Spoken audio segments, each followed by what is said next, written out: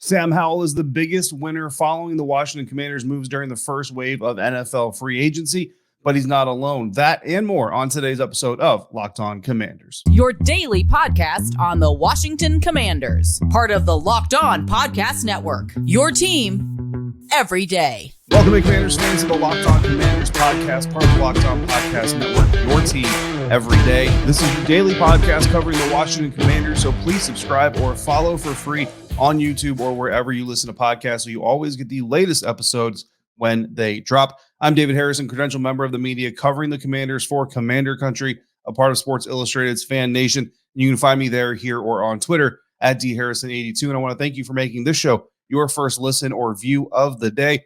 It might take a miracle to fix the damage created by Dan Snyder, but there may be a little magic on the way to help create that miracle. But first, Sam Howell is winning already as the number one quarterback for this team.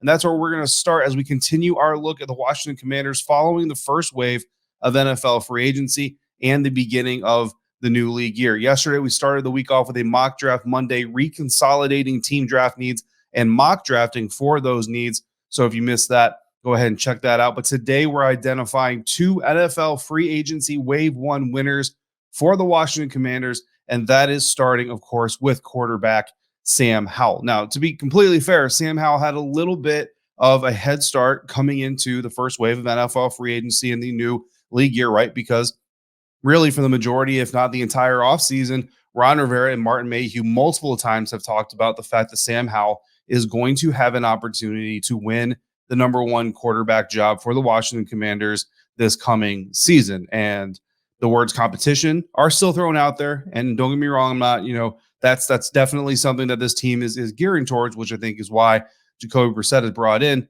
But I'm going to get some more on that here in a minute. But we've kind of heard this song before, right? We've kind of seen this dance before where there's a competition happening at a position, specifically the quarterback position. But really from the very early stages of this quote unquote competition, there's one name that's really dominating the conversations from inside the organization on who's going to lead the team in the coming season. That quarterback typically wins the job, because usually when they're doing that, that means that guy's got to do a whole lot of bad things to show that he's not worthy of that position. So a little bit of a head start for Sam Howell coming into this, but as we come out of the first wave of NFL free agency, he's taking even more steps towards fully securing that job during the upcoming competition that we expect to happen. The first thing that kind of led to this first wave of NFL free agency win for Sam Howell, the departure of quarterback Taylor Heinicke. Great backup quarterback, great team leader, great locker room guy. I would have loved to see Taylor stay with Washington and with the Commanders, and it looked like earlier in the offseason that that's exactly what was going to happen. However, instead, he ends up going to the Atlanta Falcons, where he will back up and or maybe compete with Desmond Ridder for the starting job. I had a conversation today with a couple of Falcons fans kind of asking about, look, if Desmond Ridder struggles for 4 or 5 games and they decide to pull the plug on that, and Taylor Heinicke comes in, kind of what are the Falcons getting? I jumped on Locked On Falcons with Aaron Freeman, the host over there, to talk about Taylor Heinicke as well. Certainly wish him well. And, if he's playing for the Falcons, wouldn't mind seeing the Falcons do well with Taylor under center, as long as it's not when the Commanders travel to Atlanta to face the Atlanta Falcons. But the question I have with Taylor Heinicke leaving, so the story goes that, Taylor Heinicke had a contract offer from the Washington Commanders. For one reason or another, they were waiting to really finalize everything. In the meantime, the Atlanta Falcons come in and they bring a better deal to the table. Taylor ends up leaving Washington, heartbroken to leave Washington, goes to the Atlanta Falcons, his hometown team. Used to sleep on his sister's couch right there in Flowery Branch, Georgia, which is where the Atlanta Falcons headquarters is located. So the question really for me comes to, would Taylor Heinicke put money over the chance to win a starting job? Because if this is a legitimate starting job competition that he's about to enter into with Sam Howell here in Washington, would money be enough to pull him away from that? Because I don't know if the Atlanta Falcons are really looking for a true open competition with Desmond Ridder, or if they're looking more so for a guy who, if it doesn't work with Desmond in season, then maybe we can turn to that veteran backup. And I think that's a situation that Taylor is walking into. You go back to last year when Taylor was kind of named the starter, kind of not named the starter. Ron Rivera still saying it's week to week and all those things, and getting emotional. Taylor did on national television, getting interviewed about that, talking about that's been his dream, is to be and earn a starting quarterback job in the National Football League. So if Taylor believed that he was coming into a true blue competition between he and Sam Howell, would he take the better money contract in Atlanta to go to Atlanta and presumably be the backup entering the situation, who might be able to come in and fill in for Desmond Ridder? I can't answer that question. Only Taylor can answer that question, and I don't think he's going to do a whole lot of Washington media anytime soon. But it just kind of brings up the question, and if that question is there, maybe it's because Taylor Heinicke already knew that, look, this was Sam's job to lose so much as not Sam's job to win, which is what a competition would be, more so Sam's job to lose. Additionally, the Washington Commanders have made a lot of moves on their offensive line, and that's going to give him the best chance to be successful. The better the offensive line is in front of the quarterback, the better that quarterback has the opportunity to play. And I expect even more supporting cast members, whether it be a young tight end, whether it be more wide receiver help, whether it be more offensive linemen, another running back, what have you. There's going to be more supporting cast members put around Sam Howell before this thing really gets going. But for now, offensive tackle Andrew Wylie, multiple Super Bowl starting right tackle, 59 career starts overall in the National Football League, 35 of those at tackle, the rest of them at guard. He's played left, he's played right. You can literally put him pretty much anywhere you want to. The other offensive lineman signed in free agency, wave one, Nick Gates, mostly played center, but he's also played guard, and he even has tackle experience as well. So again, potentially a guy you can put anywhere. Nick Gates did say in his introductory press conference with us that he expects to play center. That's where his snaps come, mostly center guard, but he expects to play center. Nick Gates, 1 sack allowed in 2022 for the New York Giants, and allowed just 1 sack from 2019 until week 2 of 2021, which is when he was injured, unfortunately, injuring his leg against the Washington Commanders. So the addition of offensive line help, again, making Sam Howell our biggest winner of the first wave of NFL free agency for the Washington Commanders. Our next sign that Sam Howell's a winner, the signing of Jacoby Brissett. Because I know a lot of people look at this as a signing of competition. And again, that word is going to be used a lot. We'll see just how true that competition is. But bottom line is Jacoby Brissett the Jacoby Brissett signing does not signal a move for the future of this franchise. Giving Sam Howell the opportunity, potentially putting Sam Howell out there as a starting quarterback, does have signs towards doing something for the future. Bottom line, Jacoby Brissett turns 31 in December, which isn't retirement age necessarily. Just 2 years younger than Geno Smith. Sure, Geno Smith had that turnaround, but guys, there's a reason he won that Comeback Player of the Year award, despite the fact that he wasn't coming off of a serious injury or anything like that. Simply that he wasn't playing. Now he is playing and doing really well, because you don't expect that kind of play from a guy who's been in the league this long and hasn't produced that kind of play.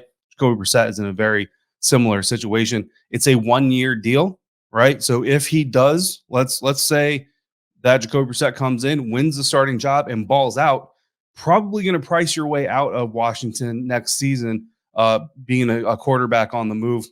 You see the deal that Geno Smith got, or you're going to force Washington to sign that contract. And again, a 1-year deal just basically doesn't tip a cap towards Jacoby could be our guy for the future. Jacoby's going to have to basically prove that he could be the guy for the future versus Sam Howell, who they already have some belief in that potential as well. Plus, Jacoby Brissett spent a lot of his career as a veteran backup to much younger quarterbacks, has done a very good job, kind of shown them the ropes, helped them study, prepare for opponents, see things on the field through experience that maybe that younger quarterback won't have, and already spoke about being a better teammate than quarterback first. I think Jacoby Brissett fully coming in here expecting to be the backup. And then again, a similar situation. If the young quarterback struggles, maybe they go with the veteran later on. But either way, all of those signs to me point towards this quote-unquote competition that Sam Howell is going to be in to be quarterback number one, being more of a situation where it's Sam Howell's job to lose, making him the biggest winner, but not the only winner. Others are coming up on today's episode of Locked On Commanders, part of Locked On Podcast Network, your team every day. And today's episode of Locked On Commanders is brought to you by FanDuel, America's #1 sportsbook. The NCAA tournament is heating up, and it's a perfect time for you to download FanDuel, because new customers, you get a no-sweat first bet up to $1,000 in bonus bets back if your first bet doesn't win. Simply download the FanDuel Sportsbook app. It's safe, secure, and super easy to use. And then you can bet on anything and everything from the money line to point scores to the amounts of threes that will be drained in the first quarter, in the entire game by a specific player, pretty much whatever you want.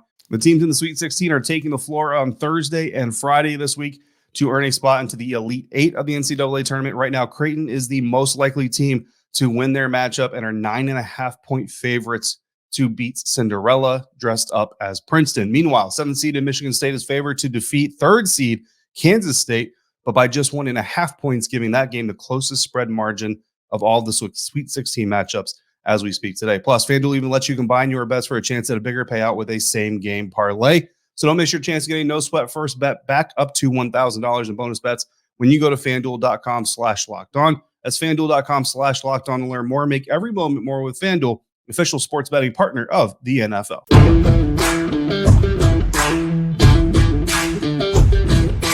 Thanks again for making the Locked On Commanders podcast first listen, your first view of the day. Our next winner for Washington Commanders following Washington Commanders free agency wave one so far is linebacker Cody Barton. Look, he's a new member of the Washington Commanders, but he is a member of the Washington Commanders nonetheless, so he can be a winner. He is eligible, and he is our second winner here following wave one of NFL free agency for the Washington Commanders. Head coach Ron Rivera of the Washington Commanders has talked multiple times about having a 3-year plan, and he's also talked about how that plan changes every single year. You come into one year with a 3-year plan ahead of you. The season happens, things happen, injuries, moves, issues, solving issues, whatever, what have you. Those things happen, and that creates a new 3-year plan. Every year, you're now in year one of your next 3-year plan, so on and so forth. In my previous career, we called that your 50, 100-meter, and 300-meter targets. When you get to the 50-meter target, now your 100-meter target is only 50 meters away, and you got to bring that 300-meter target in closer to 100 meters, and then you put your focus on the next 300-meter target. It's basically the same analogy, just different walks of life, right? So this is year one of the current 3-year plan. The good news is the previous years of 3-year plans, I think, have set this stage up for a guy like Cody Barton to come in and be more successful than maybe he would have, say, in 2020 or even 2021. In 2020 and 21, to me, it very much appeared to be there was very much a kind of a learning vibe going on around Jack Del Rio's defense, kind of learning who our guys are, where they fit best. And then in 2021, trying to put them where we think they fit best and then seeing if it works. And then if it didn't work, adjusting even further. If guys surprised like Derek Forrest, stuff like that, continuing to adjust to figure out who our defense is, what our defense is, what the atmosphere, what the kind of the message that our defense was going to send. And that's what happened, I think, in 2022. It appeared to me that the unit determined the direction that they wanted to go. They fully committed to the Buffalo nickel before 2022. It was there, but it wasn't kind of always there. But Buffalo nickel, kind of a full-blown thing in 2022, got comfortable with a somewhat minimized linebacker role. I think that was already starting, and then the injury to Cole Holcomb really kind of facilitated that even more. And I think they got really kind of comfortable with that type of a defense, found success with fill-in defensive linemen as well. Montez Sweat was out for a little bit at the end of 2021. Chase Young obviously got injured in 2021, so they had to play with some fill-in players. 2022, Chase Young is still injured. Montez Sweat is back, but still some fill-in players there. And they were able to find a system, find a scheme. Everybody play within the framework of the defense, and they had some success there on the defensive line. Jonathan Allen banged up a little bit. Daron Payne going with big packages, 5-man fronts. John Ridgeway comes in and does some great things. And then with Fedarian Mathis coming back and some other additions that the Commanders have had this offseason and potentially in the NFL draft moving forward, although I don't think D-tackle, but maybe defensive end, certainly kind of an aggressive upfront scheme that Jack Del Rio is building here with what he has in Washington. In Washington. So while there were some fluctuations in the way the defense looked, right? William Jackson started on the outside, Benjamin St-Juste the nickel. Eventually, William Jackson is sent away. Benjamin St-Juste moves outside. Danny Johnson, Percy Butler, a bunch of guys, Bobby McCain, kind of get their shot to work at nickel. So again, not that this defense was without fluctuation, but I felt like they kind of really grabbed a hold of their identity a little bit better in 2022, and that's going to help them know how they want to function. The defense wants to function in 2023, which makes Cody Barton's job coming into the roster, into the defense in 2023, a little bit easier because the defense has some clarity, should be able to give Cody Barton a little bit of clarity on where he fits in, what they expect him to do within the defense, make his climatization smoother and better equip him for what I expect to be a training camp competition. I don't think Cody Barton is getting handed the starting Mike linebacker job by any means. I think it's going to be a camp competition, but Cody Barton is going to come in, have the opportunity to play for a more clarified team, a team that kind of knows more what they want in their Mike linebacker. So that certainly helps Cody Barton as he joins this team. But also, It doesn't just stop there. Playing behind a much better defensive line now that he's in Washington. In Seattle, and I'm not trying to be disrespectful to those guys, played behind nose tackle Al Woods, defensive end Shelby Harris, and defensive tackle Poona Ford. Nice players, good players, right? But in Washington, I mean, he's got Jonathan Allen, he's got Daron Payne, Chase Young is coming back, so hopefully healthy. See if he can reach the ceiling of his potential finally. And then Montez Sweat, who's kind of been steady, consistent when he's on the field, and certainly worthy of being called an upgrade there for what he was playing in Seattle. Cody Barton mentioned in his introductory press conference that he was excited, couldn't wait to play behind this defensive line, and you can see why a clear upgrade. And also, Corbin Smith, host of Locked On Seahawks, came out here, basically said Cody Barton's a better fit in a 4-3 defense than he was a 3-4, which is what Seattle employed. So if that's the case, then Cody Barton is winning again with scheme in the right place here as he continues his career moving forward. However, that win could be short-lived. Again, this is wave one win. We're in wave two. Wave two could bring some competition. Anthony Walker, Cleveland Browns linebacker, according to Adam Schefter of ESPN, visited with the Washington Commanders on Monday, or at least it was reported Monday that he was visiting with the Washington Commanders. Anthony Walker is a 2017 fifth-round pick in the NFL draft by the Indianapolis Colts, came out of Northwestern, spent 4 seasons with the Colts before spending the next 2, 2021 and 2022, with the Cleveland Browns.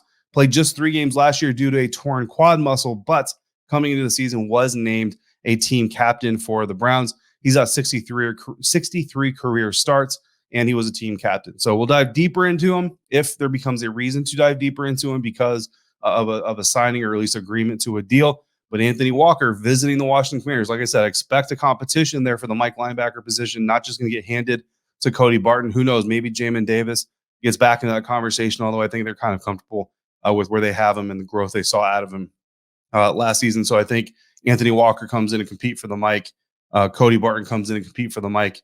And you never know, guys. 4th, 5th round draft pick. Dorian Williams out of Tulane is someone we've seen very common in Washington Commanders mock drafts here on the Locked On Commanders podcast. So maybe you end up with a rookie as well. You let those 3 young guys come in and battle out while Jamin Davis and David Mayo kind of sit over there playing their role for the Washington Commanders. So again, first wave win for Cody Barton because I think you're in a much better situation and you're going to have a clarified role for yourself, which I think only helps you. But that win could be followed up in wave 2 with a competitor that you're going to need to beat again to keep that win an actual win. So some honorable mention winners. So those are our 2 winners. We've got 1 on defense, 1 on offense. Sam Howell on offense, Cody Barton on defense. Some honorable mentions here, 3 on each side. Running back Brian Robinson Jr. Again, O-line improvements are going to help the run game just as much as they help the quarterback. So I think B-Rob is a winner there. Tight end Logan Thomas. Offseason comments made by Rivera and Mayhew hinted that Logan Thomas was going to be here. He was speculated to be a guy that maybe they moved on from, but it sounds like he's going to stick around. No additional tight ends. There are some guys still left out there, but some tight ends coming off the free agent board, none coming to Washington, and no big, plumes of smoke coming up from Washington either that they were entertaining free agent tackles or tight ends. And then offensive lineman Sam Cosmi. Maybe a lot of versatility being acquired here by the Commanders, right? But maybe Sam Cosmi can get some clarity and stop having to shift around. On defense, defensive tackle Daron Payne, because he got that bag. So congratulations, young fellow. You were certainly a winner here. Linebacker Jamin Davis pursue the Mike only, really not a whole lot of competition being brought in for Jamin specifically. So certainly lends that in his 3rd year, they're going to still stick with their 1st round draft pick in some sort of fashion. And then safety Derek Forrest, the release of Bobby McCain, no additional safeties brought in up to this point in time, really shows a lot of confidence in what he was able to do and what he might be able to do moving forward. Speaking of moving forward, do you believe in magic? Because if you don't, you might want to start. I'm going to tell you why coming up next on today's episode of Locked On Commanders. And today's episode of Locked On Commanders is brought to you by Built Bar. The Built March Madness bracket is here. We know you have a favorite Built Bar or Built Puff, and now is your time to make it count. Go to BuiltMarchMadness.com to vote for your favorites. Lemon Dip Cheesecake Puff was my favorite entering the tournament. And no matter what happens, it will remain my favorite after the tournament. And if you want your favorite to win, then you're going to be voting for that bar as well. Support your team, support your Built Bar or your Built Puff. And when you vote for your favorite bar or puff, you will be entered into a drawing where 50 lucky Locked On listeners are going to get a free box of Built Bar products. Not only that, but one of you is going to get a 12-month subscription to Built to have Built's best bars and puffs delivered monthly straight to your door. You got to try Built Bar, the best tasting protein bar on the market. So delicious. You're not going to remember that they're good for you, but they're all high in protein, low in sugar, and covered in 100% real chocolate. So run to BuiltMarchMadness.com right now to vote for your favorite Built Bar or your favorite Built Bar Puff and pick up a box of them while you're there. You can vote every day in March, so hop on in and support your pick at Built.com. Built different.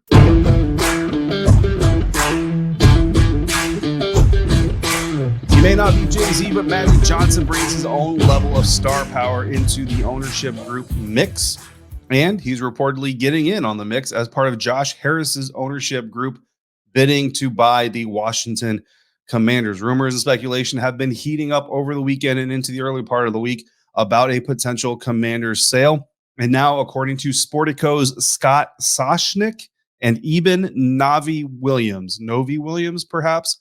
I'm sorry, I tried to look it up and find their names pronounced. Could not find it for the life of me. The Google machine did not help me out. But either way, Sportico reporting Monday afternoon, quote, Irvin Magic Johnson has joined the bidding for the Washington Commanders as part of a group led by 76ers and Devils co-owner Josh Harris, according to multiple people familiar with negotiations, end quote.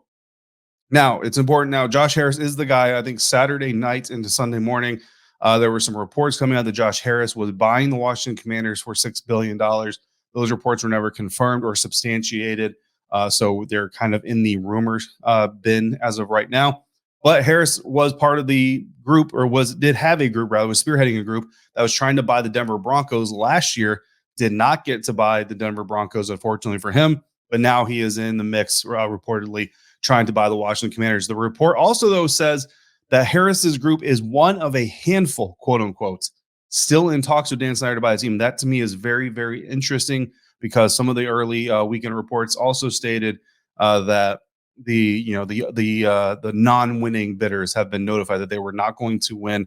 But this report, as of Monday, citing sources close to the negotiations, identifies Harris's group as one of a handful, again, quote unquote, still in talks with Dan Snyder to buy the team. So that's interesting.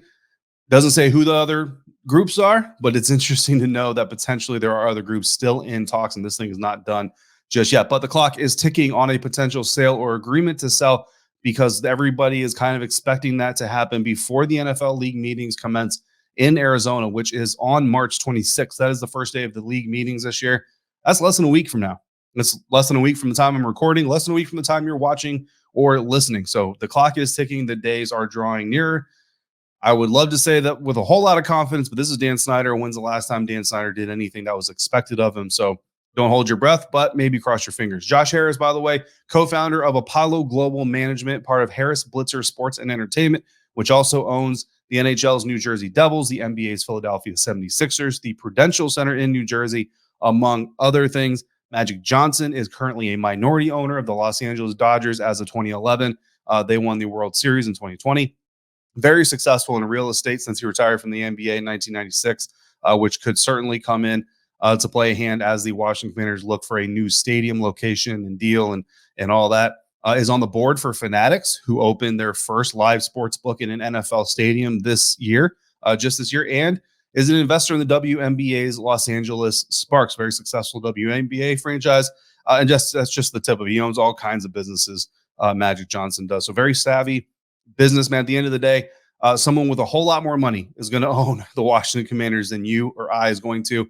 So I think that we both just want someone who isn't going to further tarnish this organization's reputation and wants to win. I think that's incredibly important. Given the combination of sports ownership experience between Josh Harris and Magic Johnson, and they're not the only two members of this group, but certainly the most prolific. No scandals involved, right? I mean, obviously every team has their own fair share of drama here and there, but we're talking legit Dan Snyder level scandals involved in the ownership of those sports franchises, and the proven desire to win, at least from Johnson. I mean, the 76ers, they kind of have their trust the process, aim to win. They did tank to get some draft picks and all that stuff, but at least you can say, look at the 76ers, say, well, everything they did was in an effort to win, right? At least we can hopefully believe. If you don't believe that, at least Magic Johnson, and look, he's got championships as a sports owner in modern times. So in worst case scenario, Josh Harris's group buys this team and there's more controversy and they go down in flames. They're also going to take the 76ers, Devils, and Dodgers down with them, right?